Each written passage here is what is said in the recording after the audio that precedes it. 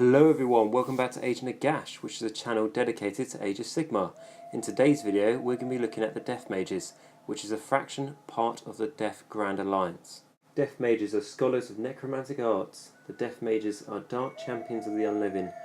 By their whispered command, skeletons rise up from the dust, and tormented spirits spill out of the deepest underworlds.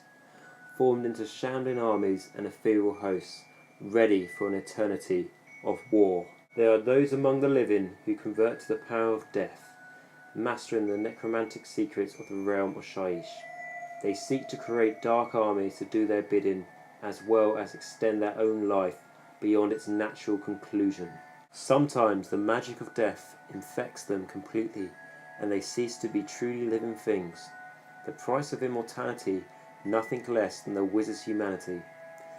These necromancers care little for such sacrifices, for in the pursuit of power, no cost can be too high.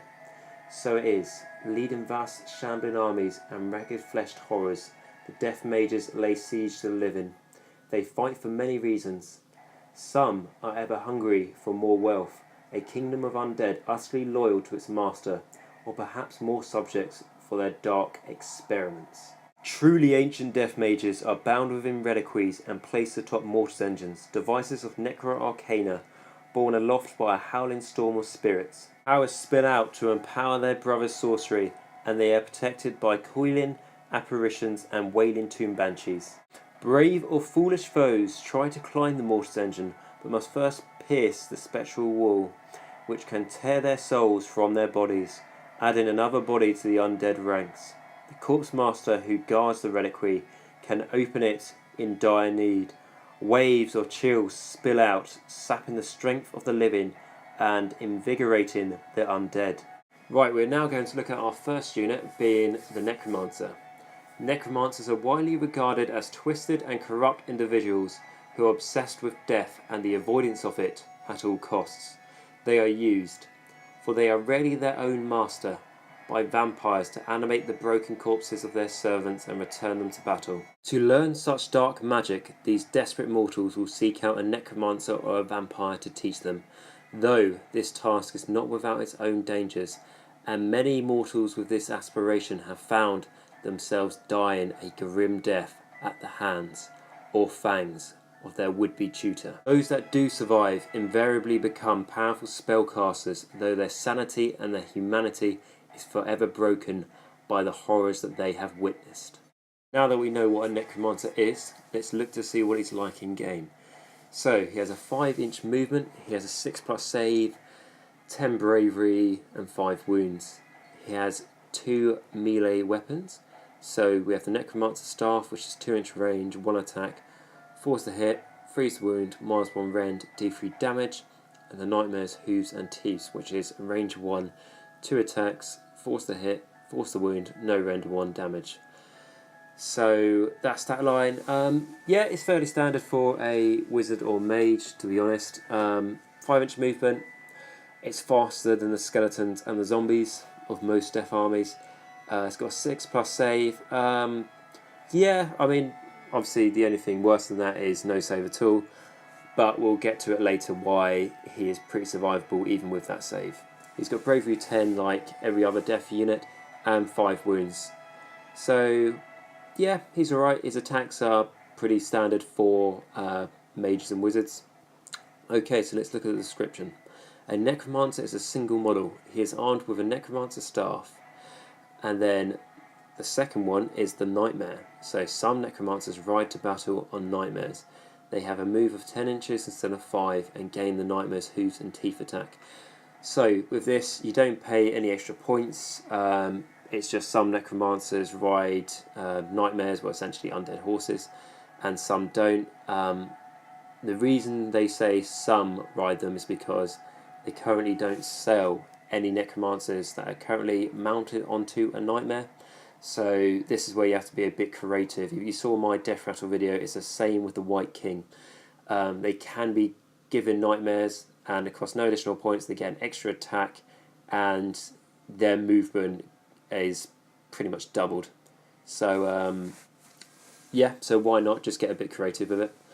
And then his abilities. So undead minions For each time this model suffers a wound or mortal wound, and there is another death unit from your army within 3 inches, you can roll a dice.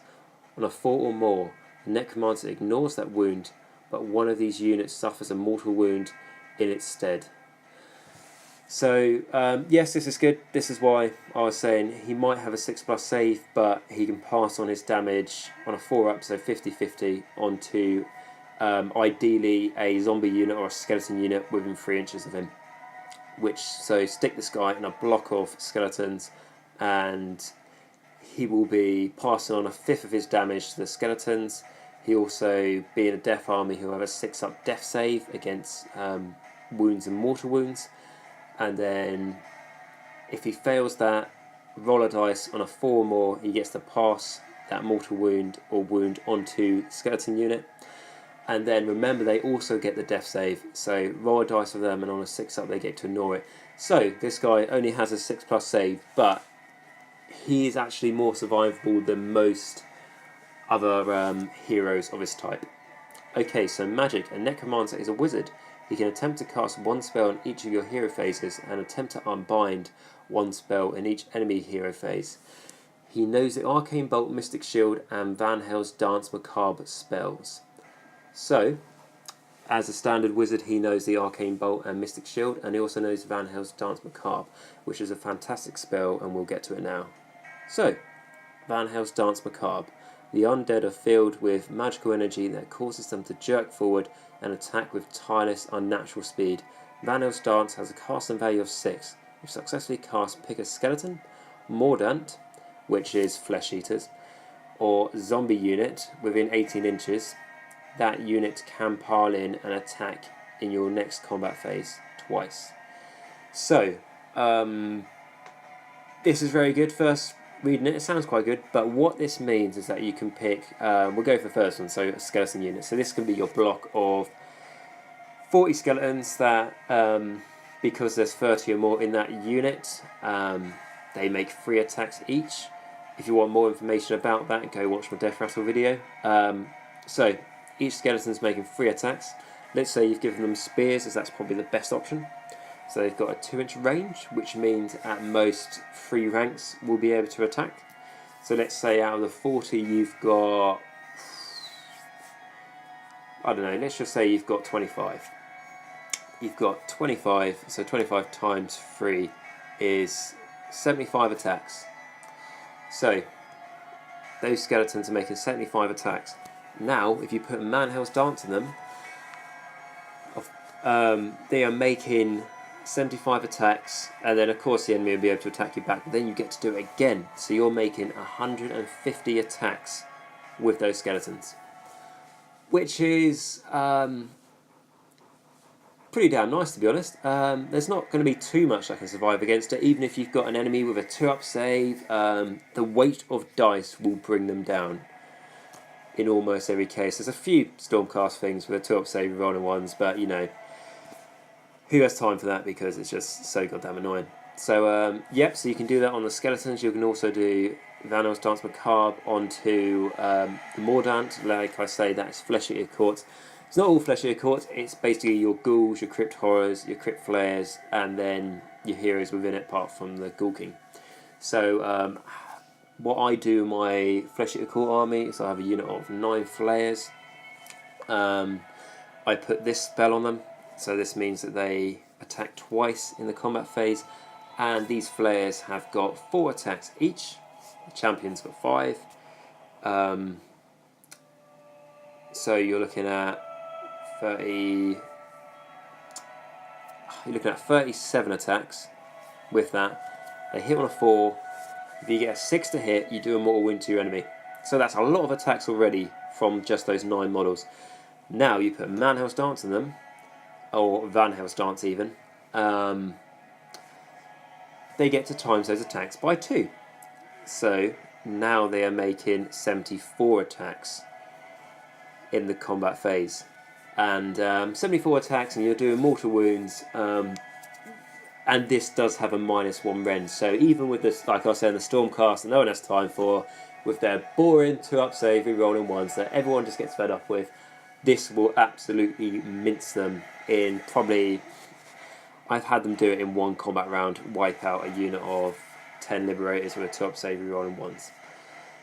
So, yeah, it's pretty goddamn good on elite units as well. And then, of course, you've got the zombie, which is very similar to the skeletons. But you won't be making as many attacks, of course. Like, you've got a block of 40 of them, and let's say you got 1 inch range. Let's say you get 2 ranks in, so that's 20, and just a flat 20 attacks. But with this, they get to attack twice, of course. So now that's 40 attacks, and if you add things in, like you have like a corpse cart nearby as well, then they have 40 attacks, hitting on a 2, winning on a 3, no rend, and doing 1 damage.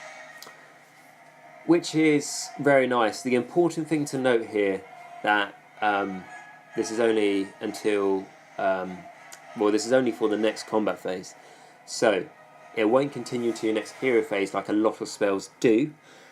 But if you need 1 combat phase just to wipe something out before it can deal the damage to you, or so you can kill it to take the objective it's guarding, this spell works beautifully on them. And there is an unsurprisingly amount of units you can put this on. If you were stuck in a position, you can even put this on Arcan, the black, because he has got the skeleton keyword, because all this works with keywords. So when it says skeleton, don't just think skeleton warrior.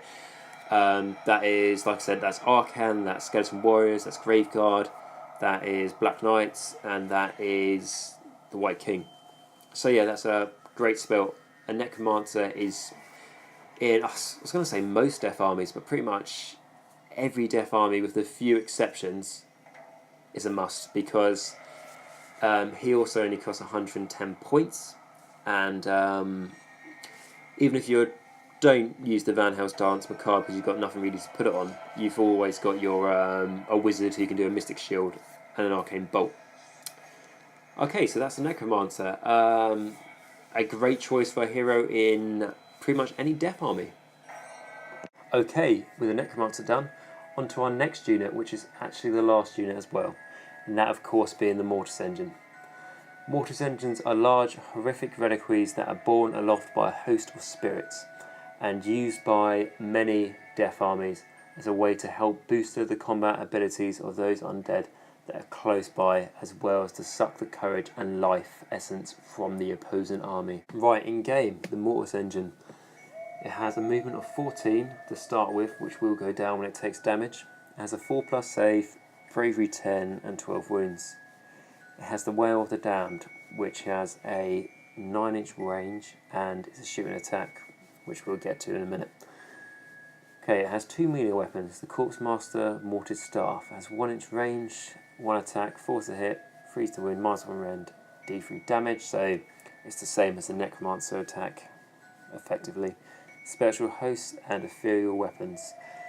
It starts with 12 and will go down as it takes damage. It has a 5 to hit, force to wound, no rend and 1 damage. So looking at a stat line, if you're wondering what the little stars are, it means when it takes damage it will go down because it's a big scary monster. Effectively, even that is a bit of a war machine. It basically counts as a monster.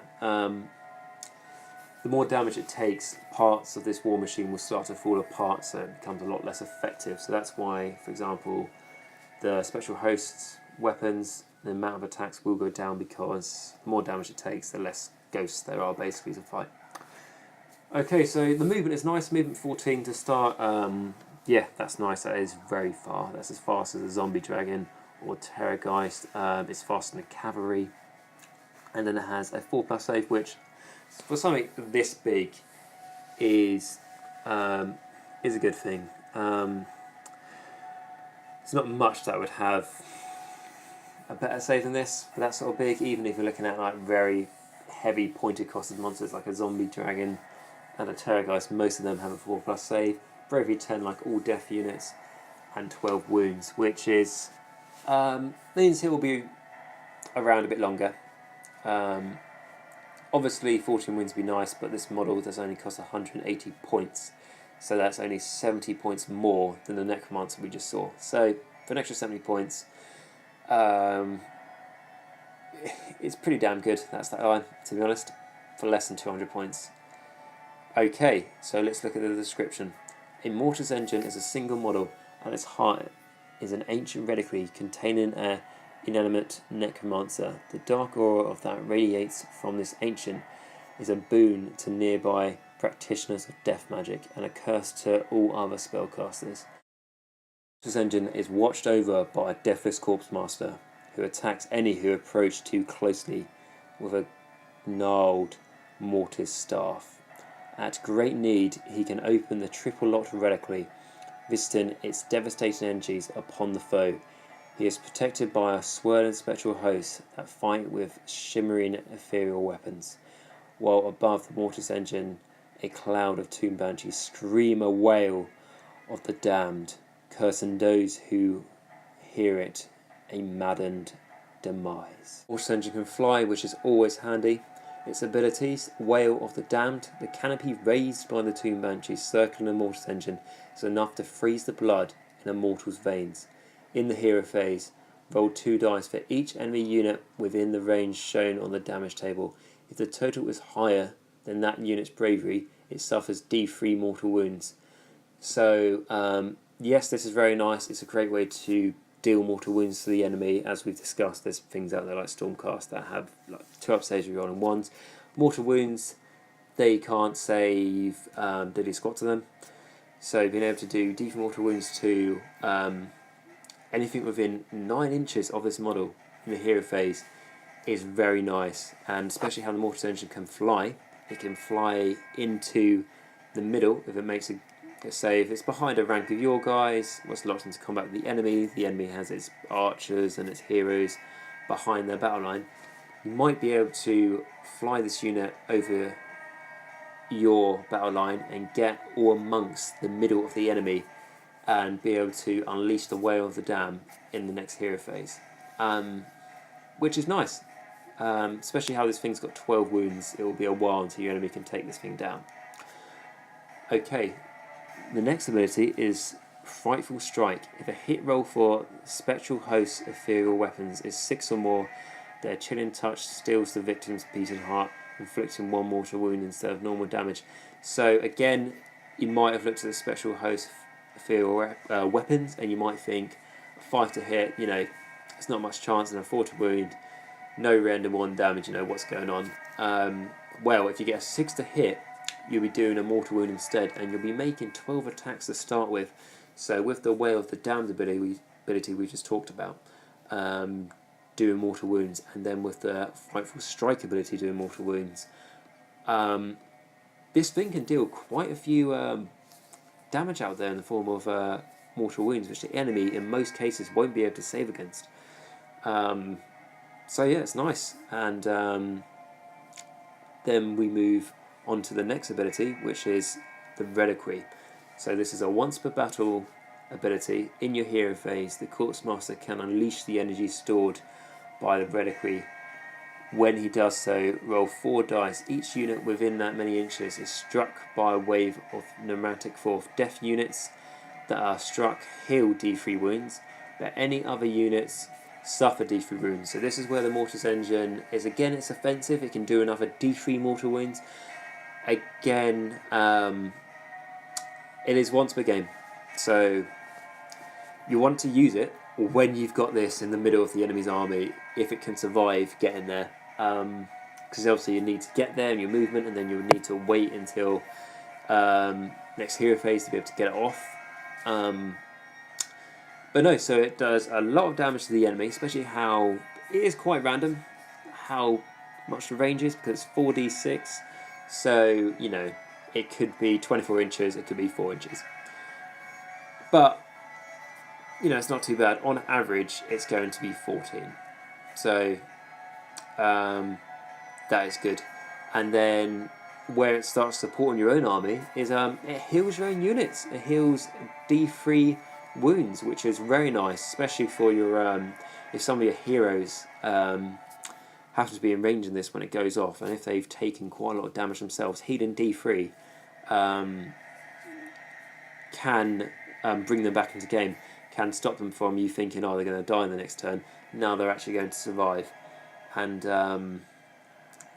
remember, every model is within range of itself, so the Mortis Engine, if it's taken quite a lot of damage to get into the middle of the enemy, it will also heal D3 wounds. So again, very nice. It also ties in very nicely with elite armies such as Soulblight and my Flesh Eater Court army, like I've talked about with my Flayers, because it's just a Flare army essentially. It's got a unit of 9 Flayers, a unit of 6, and a unit of 3. It's also got a Necromancer, because I've told you how good they are, a Vargolf Courtier, an Infernal Courtier, and a Terrorgeist with Ghoul King on top. Now, it's a very elite army with the thing with the smallest amount of wounds is the Flayers with 4 wounds each. So the healing D3 would work treats in this army. That's why I'm looking at actually purchasing one of these models myself to put it in the army for a tournament that's coming up. So I just want to try it out, have a couple of practice games just to see how useful it is. But like with the Terrorgeist in the army, which heals D3 in the hero phase anyway, now it's healing once per game, of course. It's healing D3 plus D3. So it could heal 6 wounds in the hero phase, which is brilliant in my opinion. So yeah, that's a very nice, like I say, once per game ability, but once per game is better than not having that ability at all. So yeah, that's nice. And when it goes off well, you get a very high range on the roll to see how the radius of this is going to be. I don't know if it could turn the tide of battle, but it could definitely swing it more into your favour. Okay, so then it's the last ability. Bound by Necromancy. You can add 1 to the casting rolls for any Death Wizards within 12 inches of any Mortis engines. You and your opponent must subtract 1 from the casting rolls of all other wizards that are within 12 inches of the Mortis engine. So essentially what this is a upgrade of the Corpse Cart. I talked about the Corpse Cart in my Deadwalkers video, so you're more than welcome to have a look at that to get a better understanding of what I'm talking about. But essentially the Corpse Cart has 2 ways you can build it. You can build it in a way that gives you +1 to casting for your Death Wizards within range of it, or -1 to the casting of enemy wizards within range of it. But this allows you to do both. So you get a +1 to Death Wizards casting, and your enemy has to subtract 1. Which is very nice. It's just a constant passive ability there. So you'll always be getting +1, which means your Mystic Shields are now going on a 5+, your Arcane Bolts now going on a 4+. That Van Hels's Dance Macabre I talked about, which is amazing, now goes off on a 5+. So you're pretty much always going to get it off. And your enemy has to subtract 1. Bear in mind, it's only 12 inches away from the Mortis engine. You have to be within 12 inches for the enemy to have to subtract 1, and you need to be within 12 to get +1. But like we've talked about, you want to get this thing sort of in the middle. There might be a certain point in the game where you think now is the moment for it to get in the middle, but plan to get it into the middle of the enemy's army. Bear in mind, once it's there, it's not going to survive long. It's just there to do a boom effect, essentially, help your guys out and to damage the enemy as much as possible. But whilst it's there, the enemy's going to be -2 to casting, and as long as you've got a wizard nearby, you'll be +1. So that's the Mortis engine. It costs 180 points, and I haven't used this myself, but from looking at the rules and hearing about how people have implemented it in their lists, it definitely looks like a good supportive unit to have into your army in many Death armies, particularly, like I say, in the elite ones, to make the most of that healing D3 wounds. And as this is only 180 points, it's not hard to add it in to your army list. And plus, it's a lovely centerpiece model. Now, sadly, that is all the units in the Deathmages. But as I say, being a Death Fraction, there's no surprise it only has 2 units, and indeed 2 different models for it. And bear in mind that one of them's not actually a wizard, being Deathmages, Mage, Wizard, you'd think it was, but it's not. But anyway, they're both models that are, of course, not by themselves an army by any stretch of imagination. You can't even have them because they don't even have any infantry. They're just, you've got a monster and you've got a hero, so you can't even field them as an army. But as only being 2 models, it wouldn't make much sense if you could. So, what they are meant to be used for is supporting roles. They're meant to be there in the big armies to lend a hand, and trust me, as I hope I've explained in this, they are really worth their points. Particularly the Necromancer is always it's almost like a staple in the in a Death Grand Alliance army or Death Rattle army or Flesh Eater Court army. Sometimes even Soul Blight, it can be useful in that. This category, Deathmages, is probably I say probably it is the most supportive faction where people will pick a unit from to add more effectiveness to their army, either through the spells or through the dark magic surrounding the Mortis engine. I hope you've enjoyed this video, and if so, please like, subscribe and comment down below, as all that helps me to produce more videos. In my next video, I'm going to be looking at the Nighthaunt faction, and I'm going to treat this video like I have on the last couple. I'm going to do the lore on them, and I'm also going to talk about the units in the same video as well, as I think that's a better format to do it going forward. So, until next time, remember, Nagash is all, and all is one in Nagash.